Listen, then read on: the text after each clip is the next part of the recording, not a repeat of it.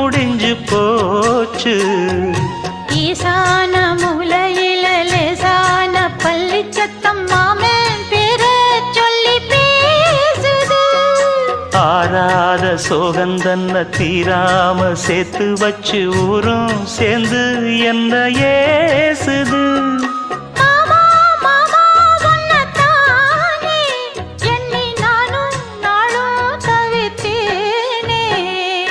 கூண்டுக்குள்ள என்ன வச்சு கூடி நின்ன ஊரை விட்டு கூண்டுக்குள்ள போனதென்ன கோலக்கிளியே.